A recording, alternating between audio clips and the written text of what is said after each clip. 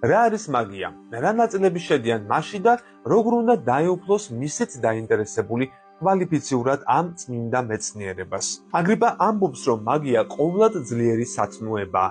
იგი სავსეა უზენაესი საიდუმლოებებით, რომლებიც შეიცავს საიდუმლოს საგანთა ხმა ჭვრეტას, ბუნებასთან, ძალებთან, ხარისხებთან, სუბსტანციებთან და თვისებებთან ერთად.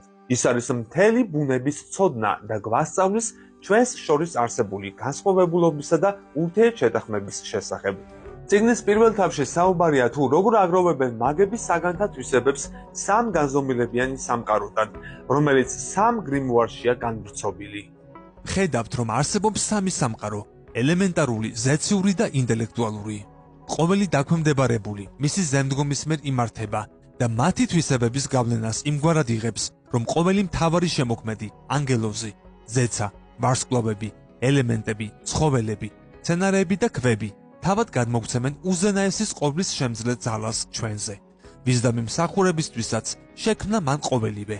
ბრძენკაცების საგანთა თვისებებს ელემენტარული სამყაროს იდეებში, ფიზიკაში, მედიცინაში და ბუნებრივი საგნების სხვადასხვა ნაირსახეობებში ეძებენ.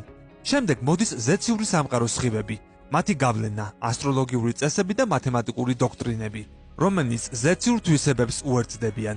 უფრო მეტიც, წმინდა რელიგიების ცერემონიების მეშვეობით, ისინი ძალაუფლების უფლებამოსილებას ადასტურებენ. პირველი გრიმუარი შეიცავს ნატურალურ მაგიას, მეორე ზეციურს, ხოლო მესამე ცერემონიულს. მაგრამ არ ვიცი იქნება თუ არა ჩემგან უპატიებელი ვარაუდი გამოვთქვა, რომ ასეთი მცირე განსჯისა და ცოდნის მქონე კაცს შემიძლია კი ასე ახალგაზრდა ასაკში თავდაჯერებულად შევუდგემდნენად რთულ და ძნელ საქმეს, რის შექმნასაც ვცდილობ. ამიტომ რაც უკვე ვთქვი და რასაც ამის შემდეგ ვიტყვი, უნდა ეთანხმება მას ნურავინ, რადგან მომავალ თაობებში ისინი დამტკიცდებიან უნივერსალური ეკლესიისა და რწმენა გამტკიცებულთა კრებულის მიერ.